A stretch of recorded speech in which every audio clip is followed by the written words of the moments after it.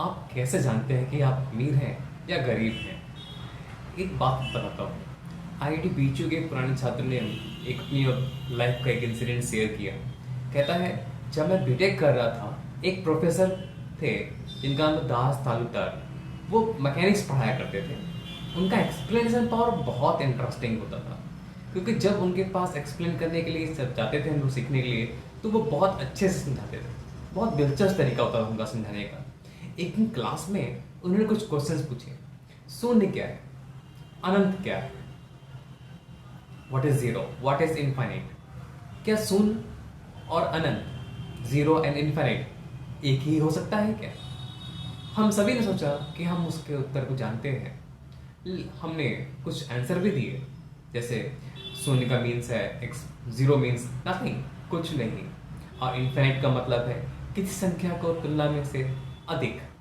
It means अगर infinite की बात करें तो late consider any number and that is more than that number. शून्य और अनंत अपोजिट होते हैं। जीरो इनफाइनाइट और अपोजिट, वो कभी किसी से कैसे हो सकते हैं? उन्होंने पहले हमें अनंत के बारे में बताते हुए कुछ बताया, समझाया कि कोई भी संख्या कैसे हो सकती है जो किसी संख्या से अधिक हो, उसे अनंत कह सकते हैं। जैसे एक एग्जांपल उन्होंने दिया, बहुत इंटरेस्टिंग तरीके से उन्होंने समझाया हमें, जो कि आज भी हमें 35 सालों के बाद भी याद है। उन्होंने कहा, इमेजिन करो एक इलिटरेट पर्सन है, जस्ट लाइक चरवाहा। उसको केवल 20 तक ही गिनती आती है, 20 तक की काउंटिंग कर सकता है। उसके पास क्या है, कैसे क्या है, वो केवल 20 तक की गिनती लगा सकता है। अगर उससे उसकी भेड़ों की संख्या पूछी जाए जो कि उससे 20 से कम है, तो आप उससे पूछ सकते हो कि कितनी भेड़ें हैं उसके पास, तो वो सटीक आंसर बता सकता है, 3, 5, 10, 15। अगर उसकी संख्या 20 से अधिक हो तो वो कहेगा टू मैनी, दिस पॉसिबल।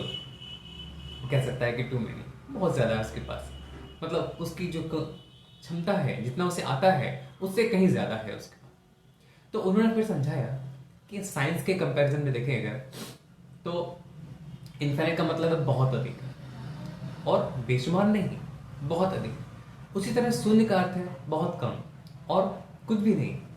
हम्म? लेकिन एक एग्जांपल दिया उन्होंने, कहा थे एक पृथ्वी का आप व्यास देखो, रेडियस ऑफ अर्थ, और distance between the earth and sun, अगर इनको कंपेयर किया जाए तो पृथ्वी का जो व्यास है, diameter of earth, that is negligible, that is zero, क्योंकि वो बहुत छोटी है। क्योंकि हमने इसको कंपेयर कैसे किया है, distance between earth and the sun. हालांकि जब हम पृथ्वी के व्यास की तुलना एक अनाज से करते हैं तो पृथ्वी का व्यास अनंत हो जाता है, क्योंकि हम किससे कंपेयर कर रहे हैं, इट मैटर्स। इसलिए उन्होंने कंक्लूजन निकाला कि रेफरेंस के बेस पे, कंपैरिजन के बेस पे, एक ही समय में एक ही चीज को हम जीरो और इनफाइनाइट दोनों कह सकते हैं। हमने देखा कि हमने किसको किससे कंपेयर किया। अगर हम रेडियस बात करें या डायमीटर ऑफ अर्थ की बात करें, जीरो भी है और इनफाइनाइट भी है। वैसे ही अमीरी और गरीबी का रिश्ता भी एक जैसा हो सकता है। यह सब आपकी इच्छा के साथ तुलना और पैमाने पर निर्भर करता है। अगर आपकी इनकम आपकी डिजायर से अधिक है तो आप अमीर हैं। यदि आपकी डिजायर्स आपकी इनकम से अधिक है तो आप गरीब हैं। मैं खुद को तो अमीर मानता हूं, क्योंकि मेरी डिजायर्स मेरी इनकम से काफी कम है। मैं बहुत सारे धन को प्राप्त करके इतना समृद्ध नहीं हुआ, लेकिन इस आंसर को जानने के बाद मुझे समझ आ गया कि आपकी इच्छा को कम करके हम अपने आप को अमीर बना सकते हैं। यदि आपकी अपनी इच्छा को कम कर दें तो आप इसी वक्त आप अमीर बन सकते हैं। आई होप आपको ये स्टोरी इंटरेस्टिंग लगी होगी। अच्छी लगी तो दोस्तों शेयर कीजिए, लाइक कीजिए, प्लीज़ कमेंट जरूर कीजिएगा। आपका दिन शुभ हो। धन्यवाद।